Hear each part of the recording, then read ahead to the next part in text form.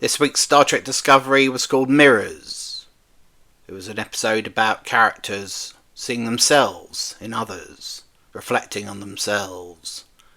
But ultimately, the only reflection that matters is our reflections on the series. You see what I've done there? Let's continue!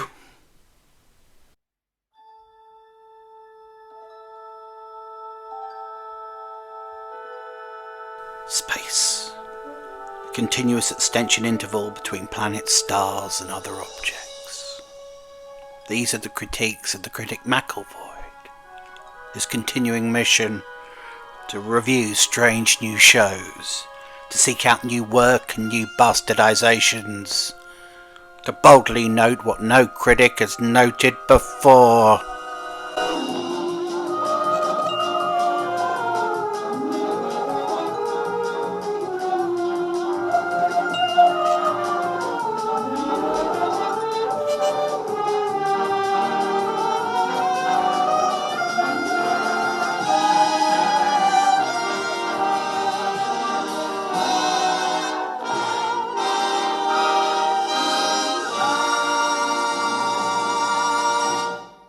So last week, Mick and crew were stranded in a sort of time trap caused by a time bug. We've said plenty about that. Let's say no more about it now. But it allowed the Bellocks to their, and this is a load of Bellocks, the Bellocks to their Indiana Joneses to get ahead of the game in the hunt for the progenitors' tech. And where did Mol and L'ok end up? Well, they ended up in a bit of extra-dimensional space, we discovered this week. What's extra-dimensional space? Well, if I was to travel from one universe to another, let's say the mirror universe to our universe, I would have to transverse extra-dimensional space to do it, if you like. Think of it as the sort of neutral zone that exists between universes.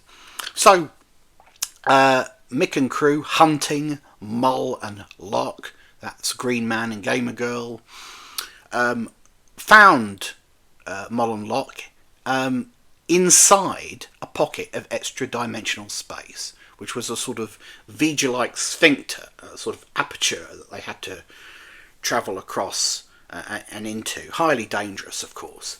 And naturally, if you're going to go into such an area of foreboding, you'd want to take your ship in there in the most experienced crew possible, because you'd want to be absolutely sure that your best people were there to navigate in and out of such a dangerous pocket of space.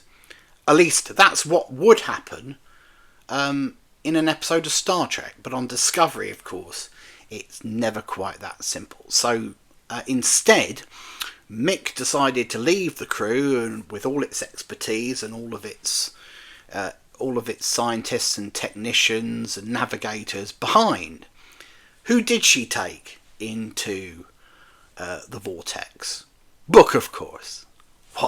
Why would it be anybody else? Book had a vested interest in finding Mol, because Mol, you may remember, though you could be forgiven for forgetting, was one of Book's people, and all of Book's people were wiped out by the thing in season 4. Do you remember that? No, I barely remembered it myself. But luckily, on this show, people restate things like that because they know that we haven't been paying attention. So Book wanted to find Mol, Mick wanted to find the clue, so Mick and Book got together and they went through the vortex to find Mol and L'ok. That's Mick and Book, Mol and L'ok. Mick and Book, Mol and L'ok. Now, the writers are suggesting there's a sort of duality there, do you see? They're kind of a mirror image of one another. Hence the episode's title, Mirrors. 2 and 2. Both lovers. Mick and Book, Mol and L'ok. Both lovers. Oh, what's that? It wasn't clear to you that Mol and L'ok were lovers? Well, you should have been paying attention in previous episodes. It's all spelled out for you here, though. In a series of flashback scenes, we discover that Mol and L'ok met on the Breen homeworld. We don't often see the Breen homeworld. In fact, I'm not sure we've ever seen it, but here it was. And L'ok, or is that Mol? No, it is L'ok. L'ok's the man. L'ok is a Breen. So now we know what the Breen look like without their helmets. That's what's called deepening the lore.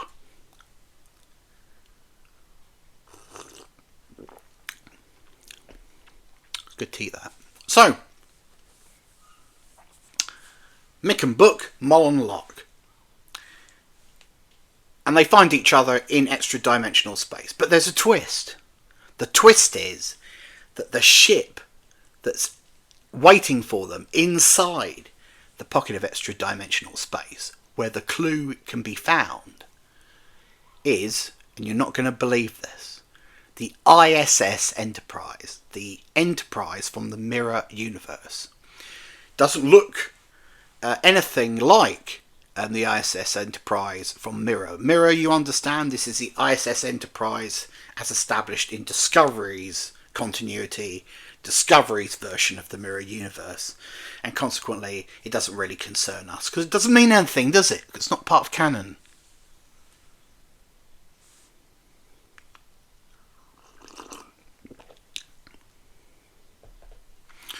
So once inside this pocket of space with all of the qualified people, all of the people that could have made sense of the situation and helped out, safely consigned to the background, Mick and Book, Mol and L'ok had a series of tortured conversations. Book with Mol, Mick with L'ok. Mick and L'ok had a fight. Mol and Book came to some form of mutual understanding or something. And Mick and Book retrieved the clue, and Mol and L'ok fled. Now, you may be thinking here, hang on a minute, this is Star Trek Discovery, right? This is New Trek. There are no filler episodes in Star Trek Discovery. Alex Kurtzman said so. That's the advantage of having a shortened season on streaming that costs 4 times as much as a 26 episode old season of Star Trek. But you're saying, hang on, that sounds like an episode in which the principal characters didn't have anything to do. And we're 5 episodes from the end of this series. And you'd be right.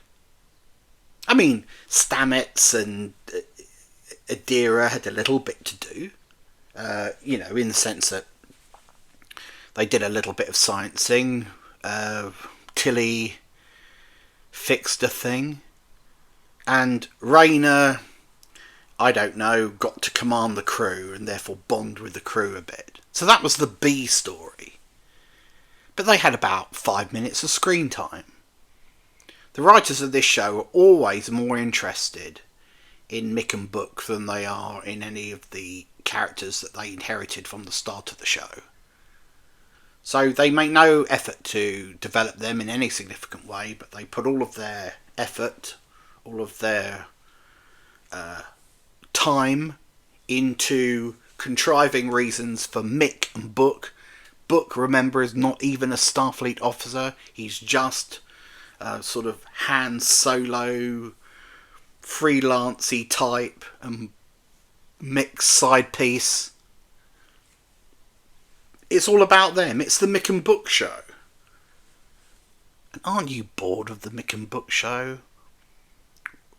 This is Star Trek Discovery. It's not supposed to be about the captain and her lover. Imagine in the 3rd season of Star Trek The Next Generation, the show just pivoted so that all of a sudden it was about the weekly adventures of Picard and Vash. You'd be like, okay, well, this is good fun for one episode, that episode being Captain's Holiday, but what the fuck? When are we going to go back to the Enterprise and our principles? Deep Space Nine didn't focus on Sisko and the captain that he picked up in the third season. Wasn't all about them after that, was it?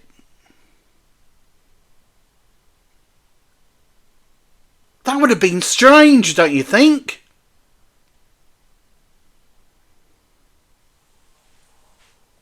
But that's where we are with Star Trek Discovery. This is the final season of this show.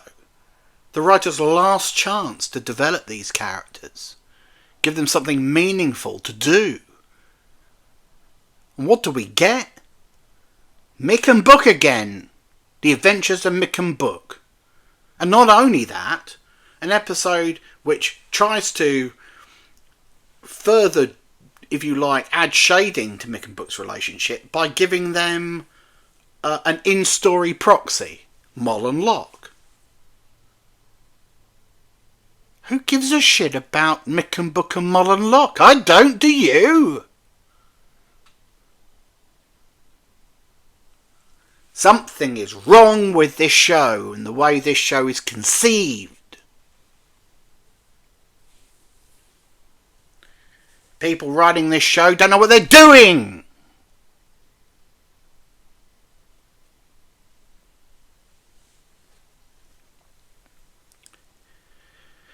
So, that was it really. The clue was retrieved. Mol and L'ok fled. We're presumably going to see more of them throughout the season. But why would, this is the final season of Star Trek Discovery. And the emphasis is on two incidental characters at the moment that we only met 3 weeks ago. If I were any of the main cast, I'd be furious that I'm still in the position of saying, well, we could fire a tachyon pulse, while 40 minutes of the episode is devoted to these people that we've only just met. This was another episode in which, well, Saru didn't even feature in this episode except in name. All the emphasis now should be on the principal characters and developing them and giving them things to do as the story dovetails toward its climax.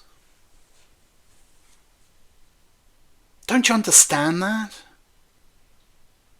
Yes, I'm talking to you, the new fans. Don't you understand that? Wake up!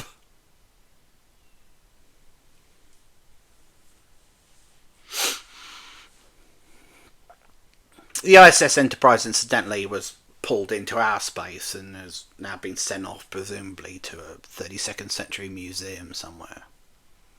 Still, it was an excuse for this show to use the Strange New Worlds set.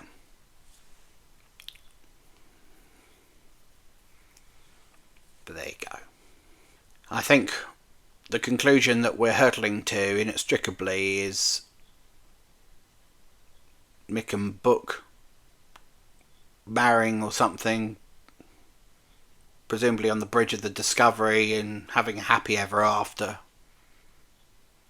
Maybe with their new best friends, Mol and L'ok. Who knows? That'd be nice. The show could end with those two couples double dating, talking about all those crazy times they shared in space, while the rest of the cast press their faces to the glass. Do you remember us? Captain, remember us? We're your friends and I'm dining here, I'm on a date. Is that the climax we're building to, kids? It's time for anomalous readings.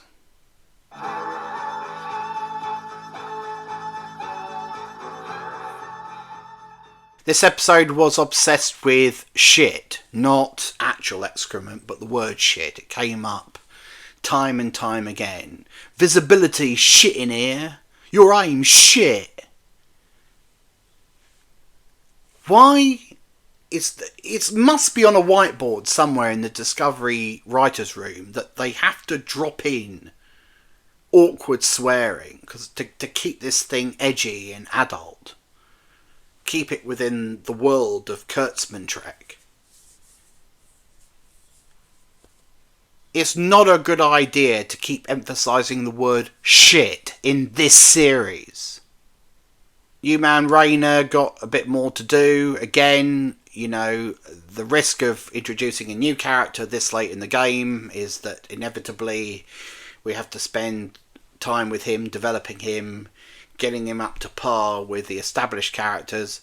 Luckily, that's not really a problem because the established characters are so underdeveloped that Rayner's already on par with the background bridge crew members that we've had for 4 seasons. We're never going to get a chance to know him any better than we do, however, of course, because soon the show will be over. Culber had a sort of a C plot in which, you know, having visited Trill, the planet where there are 5 billion people who have a dual consciousness, but missing that fact and thinking that he had absolutely nobody he could relate to, could understand what it's like to be, you know, first dead, then alive, or occupy 2 dual thought processes at once, etc. Confided in Tilly that he was feeling a little bit out of sorts and he was undergoing some sort of spiritual journey. Now this would be absolutely fine, ladies and genitals, if every character on this show was going through a little bit of a, you know, personal crisis. If they were all they all wanted something this season and we were all, you know, they were all on a journey. But why Culber and nobody else? Why just Culber? Tilly's not on a journey. Stamets isn't on a journey. Adira's not on a journey. I mean, Adira's broken up with Boring Grey, but seems alright. They're not on a journey. Culber's on a journey. Why him? Why only him? Do you know? What is the prize that they're all hunting for? Well, we've discussed it in previous episodes, but in this episode it was referred just to as power beyond comprehension. Power beyond comprehension. Certainly beyond the writer's comprehension, because they can't define it. There's 5 episodes to go in this series. I'd start defining it. How can we be excited about what's to come? How can we have any feelings about something which is nebulous?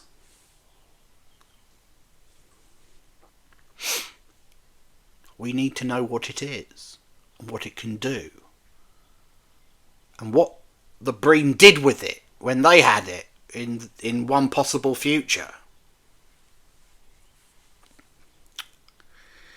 There was a brief mention of Spock, of course, when they found the ISS Enterprise. Mick reminded us that she is Spock's brother, or is it sister? It's confusing these days. But moon dust will follow you. I don't want to be reminded that Mick is Spock's sister. It's stupid. Don't remind us. The whole point of flinging this crew of misfits into the 32nd century was so that we could forget about all the canon ruination that had taken place in seasons 1 and 2.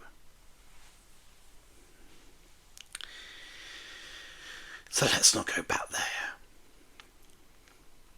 We found out that Book took the name of a man who was Mol's father.